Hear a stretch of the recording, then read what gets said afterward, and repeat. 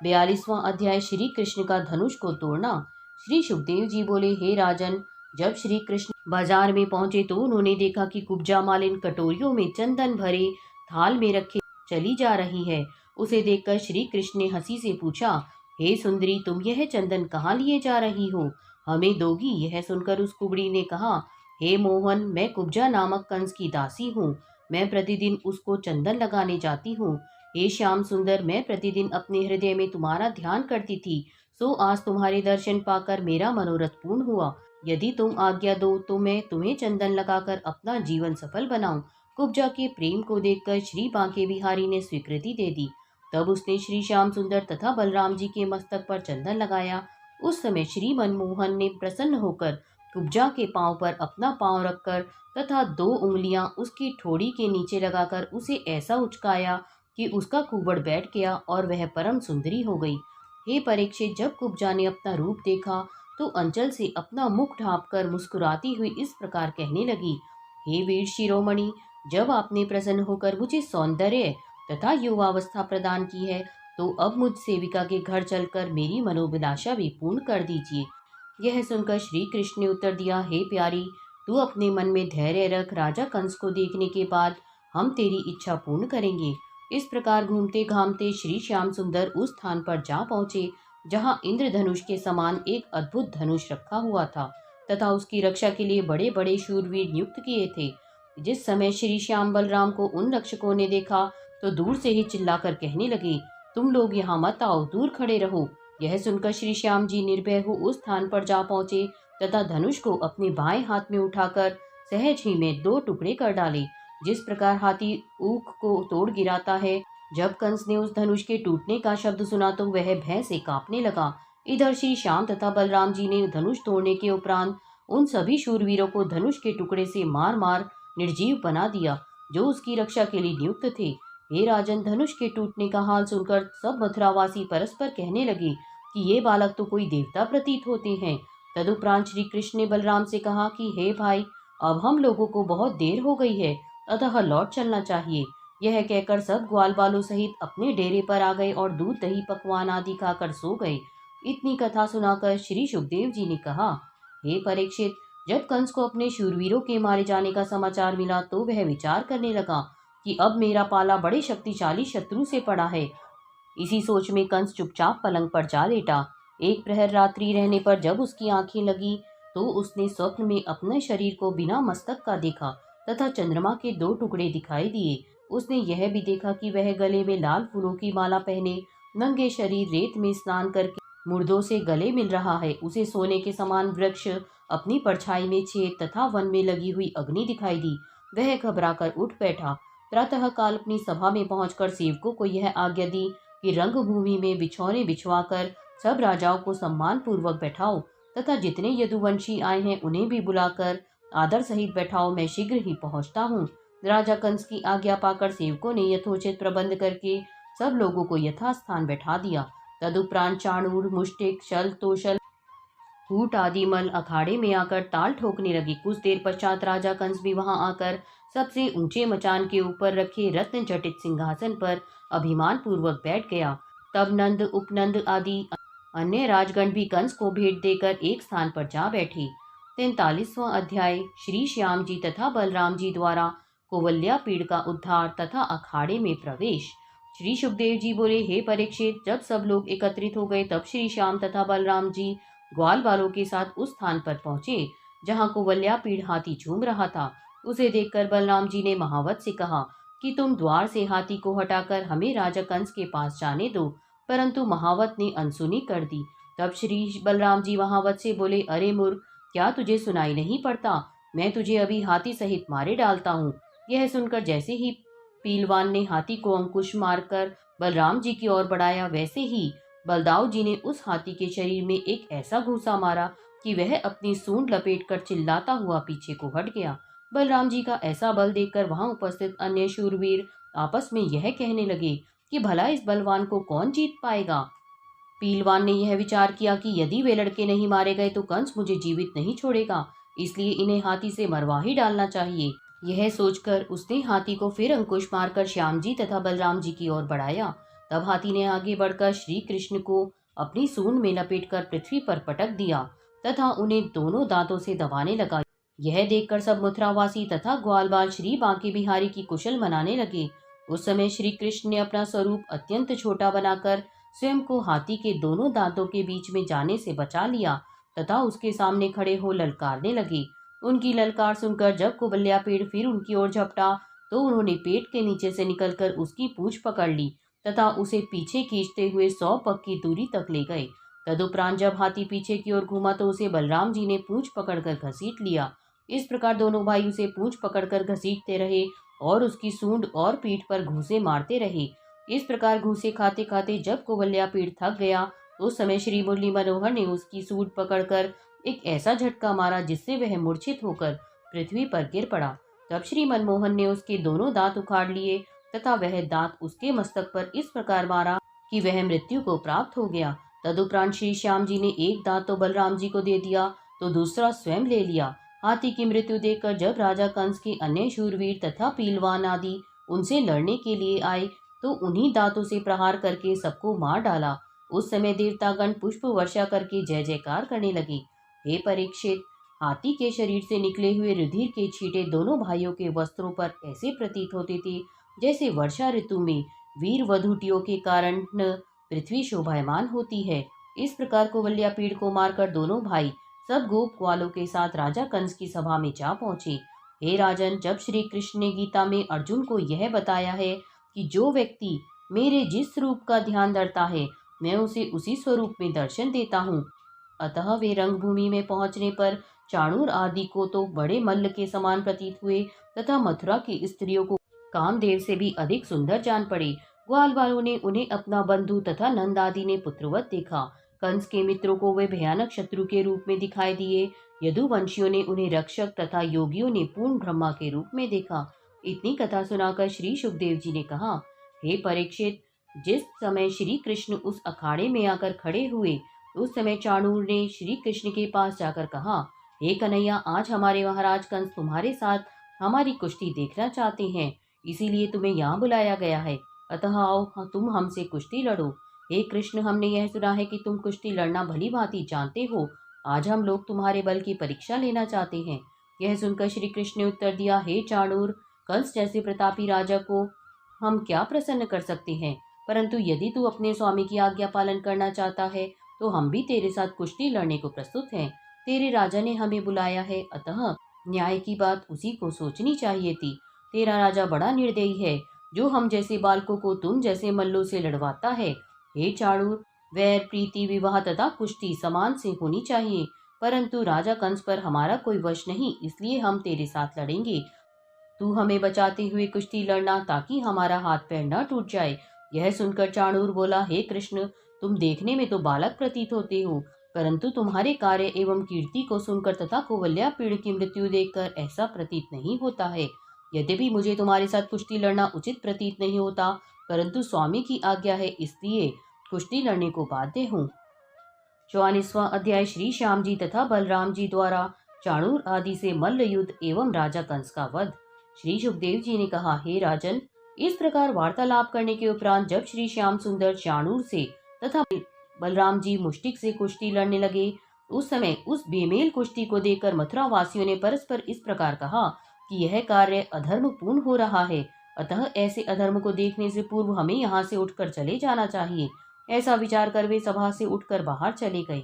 हे राजन, तदुपरांत श्री श्याम बलराम ने अपना शरीर हीरे के समान कठोर बना लिया। जब चाणूर ने हाथ से हाथ, मस्तक से मस्तक, छाती से छाती तथा पांव मिलाकर अनेक दांव पेचों द्वारा श्री कृष्ण को पटकना चाहा तो वे उसके हाथ नहीं आए।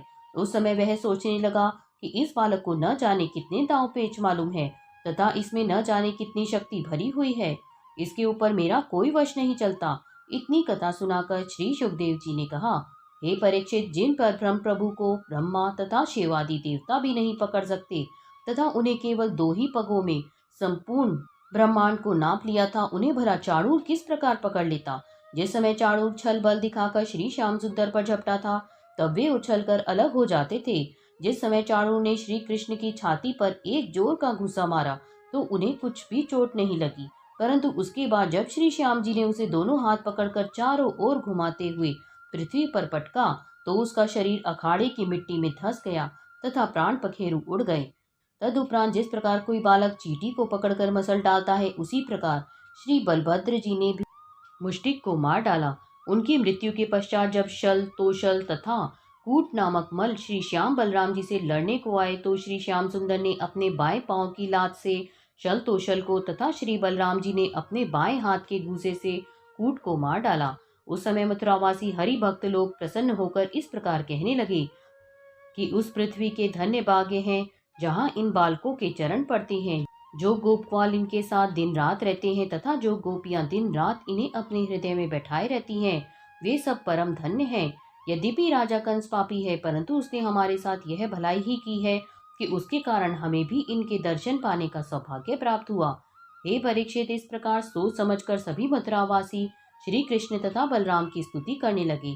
उस समय देवताओं ने भी प्रसन्न होकर आकाश से पुष्प वर्षा की। कंस के अतिरिक्त रंगभूमि में उपस्थित अन्य सभी लोग श्री कृष्ण का जय जयकार करने लगे। उस समय राजा कंस मथुरावासियों से इस प्रकार कहने लगे कि तुम लोग कृष्ण की विजय पर प्रसन्न क्यों हो रहे हो, परंतु उसकी बात पर किसी ने ध्यान नहीं दिया। तब कंस ने अत्यंत क्रुद्ध होकर अपने दैत्यों तथा योद्धाओं को यह आज्ञा दी कि तुम इन दोनों लड़कों को बाहर ले जाकर तलवार से मार डालो तथा गोप वालों को बंदी बना लो। रंगभूमि का फाटक भीतर से बंद कर दो, विलंब मत लगाओ। राजा कंस की ऐसी आज्ञा सुनकर कंस के साथी दैत्य तथा योद्धाओं ने श्री कृष्ण तथा बलराम को घेर लिया। यह देखकर दोनों भाइयों ने क्षण भर में ही बहुत से दैत्यों को काल का ग्रास बना दिया। शेष अपने अपने प्राण बचाकर भाग गए। तदुपरांत श्री कृष्ण कूदकर कंस के मचान पर जा चढ़े। तब उन्हें अपने पास आया हुआ देखकर कंस अत्यंत भयभीत होकर उनके ऊपर अपने खड्ग का प्रहार करने लगा। उस समय देवतागण आकाश में आकर श्री कृष्ण से यह प्रार्थना करने लगे कि हे महाप्रभु, आप इस महापापी का संहार शीघ्र कर डालिए। देवताओं की प्रार्थना सुनकर श्री कृष्ण ने अपने शरीर से ऐसा प्रकाश प्रकट किया कि कंस की आंखें बंद हो गईं। तब श्री कृष्ण ने पांव की ठोकर से उसका मुकुट गिरा दिया और उसके बाल पकड़कर मंच से नीचे पटक दिया। तदुपरांत स्वयं भी अपने शरीर को भारी करके उसके ऊपर कूद पड़े। हे परीक्षित, श्री कृष्ण के ऊपर गिरते ही कंस के प्राण पखेरु उड़ गए। कंस की आंखों में सोते जागते, उठते बैठते, चलते फिरते हर समय श्री कृष्ण ही बसे रहते थे, अतः उसे मोक्ष पद की प्राप्ति हुई। कंस को मरा हुआ देखकर जब उसके 8 भाई अपने अपने शस्त्र अस्त्र लिए हुए श्री कन्हैया को मारने के हेतु झपटे तो श्री बलराम जी ने अपने हल मूसल से उन सबको मार डाला। उस समय कंस की मृत्यु देखकर सब लोगों को अत्यंत प्रसन्नता हुई। देवतागण आकाश से पुष्प वर्षा करने लगे तथा मथुरावासी एवं ब्रजवासी सभी लोग श्री कृष्ण तथा बलराम का जय जयकार करने लगे। तदुपरांत श्री कृष्ण कंस के मृतक शरीर को सिर के बाल पकड़कर घसीटते हुए यमुना तट पर ले गए। वहां यमुना तट पर दोनों भाइयों ने कुछ देर विश्राम किया। तब से उस स्थान का नाम विश्राम घाट प्रसिद्ध हुआ। कंस की मृत्यु का समाचार जब रानीवासों में पहुंचा तो उनकी स्त्रियां भी रोती पीटती, केश बिखराए हुए अपने पति के मृत शरीर के पास जा पहुंची। उस समय श्री कृष्ण ने उन्हें समझा बुझाकर कंस की अंत्येष्टि क्रिया कराई। 45वां अध्याय श्री कृष्ण का उग्रसेन को राज्य सिंहासन पर बैठाना व यज्ञोपवीत संस्कार तथा गुरुकुल गमन। श्री सुखदेव जी बोले, हे राजन, कंस आदि का क्रिया कर्म हो जाने पर श्री कृष्ण तथा बलराम बंदी गृह में अपने माता पिता के पास जा पहुंचे। जिस समय उन्होंने उनके हाथ पांव की हथकड़ी बेड़ी कटवाकर उनके चरणों पर अपना मस्तक रखा, उस समय देवकी ने रोते रोते कहा, हे प्राण प्यारे, तुम 12 वर्ष तक कहीं रहे, मैं तो तुम्हें अपनी गोदी में भी नहीं खिला सकी। माता के ऐसे करुण वचन सुनकर श्री कृष्ण ने हाथ जोड़कर उत्तर दिया, हे माता पिता, मैं अभागा जन्मा कि मेरे कारण आप लोगों को इतना कष्ट उठाना पड़ा। जब आप मुझे गोकुल में पहुंचाए आए तो मैं परवश हो गया, इसलिए अब तक आपके पास नहीं आ सका। मुझे सदैव यह इच्छा बनी रहती थी कि जिस माता ने मुझे जन्म दिया वह मुझे देख भी नहीं सकी। मैंने भी बाल्यावस्था में अपने माता पिता का कोई सुख नहीं उठाया। मेरे इतने दिन व्यर्थ बर्बाद चले गए। मैं आपकी कोई सेवा नहीं कर सका। वह सुख नंद यशोदा को प्राप्त हुआ। हे माता, जिस पुत्र के माता पिता दुख पाते हैं वह अवश्य ही नरक में जाता है। हे पिता, यदि मैं ब्रह्मा की आयु के बराबर समय तक भी आपकी सेवा करूं तो भी कभी आपके ऋण से उऋण नहीं हो सकता हूं। अब मैं यह प्रार्थना करता हूं कि आप मेरे अपराध क्षमा कर दें। हे परीक्षित, श्री कृष्ण के मुख से ऐसे वचन सुनकर जब वसुदेव देवकी को ज्ञान प्राप्त हुआ तो उन्होंने समझ लिया कि यह हमारे पुत्र के स्वरूप में त्रिलोकीनाथ हैं तथा इन्होंने पृथ्वी का भार उतारने के लिए अपनी इच्छा से अवतार लिया है। यह जानते ही वे दोनों श्री कृष्ण की स्तुति करने लगे, परंतु श्री श्याम सुंदर ने थोड़ी देर बाद ही अपनी माया द्वारा उनका ज्ञान हर लिया। उस समय वसुदेव देवकी उन्हें अपना पुत्र समझ गोद में बैठाकर प्यार करने लगे।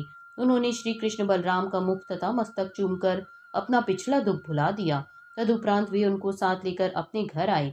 हे परीक्षित, घर पहुंचकर वसुदेव जी ने 10 सहस्त्र गौएं जो उन्होंने श्री कृष्ण के जन्म के समय संकल्प किया था ब्राह्मणों को दान की तथा ग्वाल बालों सहित दोनों भाइयों को 36 प्रकार के व्यंजन खिलाकर उत्तमोत्तम वस्त्र आभूषण पहनाए। तदुपरांत दोनों भाई वसुदेव जी को साथ लेकर उग्रसेन के पास जा पहुंचे तथा उन्हें दंडवत करके इस प्रकार कहने लगे, हे नाना जी, अब आप राज्य सिंहासन पर बैठकर राज्य कीजिए तथा हमें अपना सेवक समझिए। श्री कृष्ण के ऐसे वचन सुनकर उग्रसेन ने हाथ जोड़कर कहा, हे श्याम सुंदर, यह तुमने बहुत अच्छा किया जो यदुवंशियों का दुख दूर किया। जिस प्रकार तुमने दैत्यों, राक्षसों तथा अधर्मी लोगों को मारकर हरि भक्तों को सुख दिया है, अब उसी प्रकार तुम ही राज्य सिंहासन पर बैठकर प्रजा का पालन भी करो। यह सुनकर श्री श्याम सुंदर ने कहा, हे नाना, आपने यह सुना होगा कि राजा ययाति के शाप के कारण उनके पुत्र यदुवंशी आदि राजगद्दी प्राप्त करने के अधिकार से वंचित हो गए थे। अतः हम लोग राज्य सिंहासन के अधिकारी नहीं हैं। इसलिए आप राज सिंहासन पर बैठकर प्रजा को सुख पहुंचाइए तथा जो यदुवंशी कंस के भय के कारण अपनी जन्मभूमि मथुरा को छोड़कर अन्यत्र जा बसे हैं, उन्हें यहाँ बुलाकर फिर से बसाइए। सभी मथुरावासी प्रसन्न होकर श्री बांके बिहारी की जय जयकार करने लगे। तदुपरांत राजा उग्रसेन की आज्ञा से सब यदुवंशी भी मथुरा में लौट आए। श्री कृष्ण तथा बलराम राजा उग्रसेन एवं वसुदेव जी को अपने साथ लेकर नंद राय जी के डेरे को चल दिए। श्री श्याम सुंदर वहां पहुंचकर नंद राय जी से हाथ जोड़कर इस प्रकार कहने लगे, हे बाबा, आपने अब तक मेरा पालन पोषण किया है, अतः मैं आपसे किसी प्रकार उरण नहीं हो सकता। यह सुनकर नंद जी चौंकते हुए बोले, हे कन्हैया, यह तू क्या कह रहा है? श्री कृष्ण ने उत्तर दिया, हे बाबा, आपने पुत्र के समान मेरा प्रतिपालन करके सुख पहुंचाया है। मैं कहीं भी रहूं सदैव आपका ही पुत्र कहलाऊंगा। मेरे पिता ने मेरी माता रोहिणी को विपत्ति के समय आपके घर पहुंचा दिया था, सो आपने उसे भी अपने यहाँ सम्मान पूर्वक रखा। मैं ब्रजवासियों के गोरस आदि को खाकर जो उपद्रव मचाता रहा, उसे भी आप दया करके सदैव क्षमा करते रहे। मेरे शत्रु कंस से कुछ भी न डरकर आपने मेरा प्रतिपालन किया। यशोदा मैया ने भी मुझे अपना पुत्र समझकर पालन किया, अतः आप दोनों के ऋण से मैं कभी उऋण नहीं हो सकता। हे बाबा, अब मैं एक बात कहता हूँ, उसे सुनकर आप दुखी मत होइएगा। वह बात यह है कि अब मैं कुछ दिनों तक मथुरा में रहकर यदुवंशी आदि सजातियों तथा अपने माता पिता को सुख देना चाहता हूँ। अतः अब आप घर जाकर यशोदा मैया तथा अन्य सब ब्रजवासियों को धैर्य बंधाना। यशोदा माता से यह कह दीजिएगा कि मैं प्रकट में उनसे अलग हो रहा हूँ, परंतु अंतःकरण से सदैव उनके पास रहूंगा। हे परीक्षित, श्री बांके बिहारी के मुख से इन वचनों को सुनकर नंद जी इतना रोए कि हिचकियां बंध गईं। तदुपरांत वे मूर्छित होकर गिर पड़े। तो उस समय सब ग्वाल बाल भी शोकाकुल होकर परस्पर इस प्रकार कहने लगे कि हे भाई, कन्हैया जी हमसे कपट करके यही रह जाना चाहते हैं, अन्यथा ऐसे कठोर वचन कभी नहीं कहते। हे परीक्षित, नंदजी तथा अन्य ब्रजवासी जब बहुत रोने तथा व्याकुल होने लगे, उस समय श्री कृष्ण ने इस प्रकार कहा, हे बाबा, इतना चिंतित होने की क्या आवश्यकता है?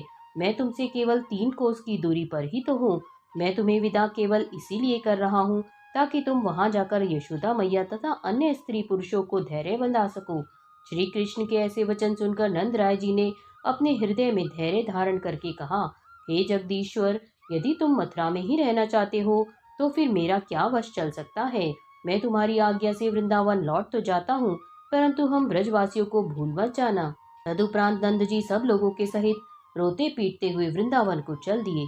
मार्ग में सब लोग लौट लौट कर मथुरा की ओर देखते जा रहे थे। उधर जब श्री श्याम सुंदर तथा बलराम जी नंद आदि को विदा करके घर लौटे, तब वसुदेव देवकी को अत्यधिक आनंद प्राप्त हुआ। मथुरा नगरी में घर घर मंगलाचार होने लगे। तदुपरांत वसुदेव जी ने अपने पुरोहित गर्गाचार्य मुनि तथा जाति भाइयों को बुलाकर दोनों भाइयों का द्विजाति संस्कार कराया। तदंतर सब तीर्थों का जल मंगवाकर श्री घनश्याम राम को स्नान कराया। तब गर्ग जी ने गायत्री मंत्र का उपदेश करके दोनों भाइयों को यज्ञोपवीत पहनाया। वसुदेव जी ने ब्राह्मणों को स्वर्ण, रत्न तथा गौ आदि का दान दिया तथा उन्हें 36 प्रकार के व्यंजन खिलाकर सम्मान सहित विदा किया। याचकों को मुंह मांगा दान देकर संतुष्ट किया। उस समय देवतागण आकाश से पुष्प वर्षा करने लगे।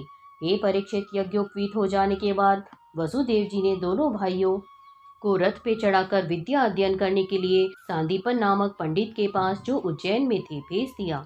वैसे तो वे स्वयं संपूर्ण विद्याओं के आचार्य, प्रवर्तक तथा उत्पन्न करता थे, किंतु फिर भी उन्होंने संसार के मनुष्यों के सामने गुरु सेवा का आदर्श रखने के लिए गुरुकुल में रहकर गुरु की सेवा की। गुरुजी उनका अति आदर करते थे और वे भी गुरुजी की उत्तम सेवा करते थे।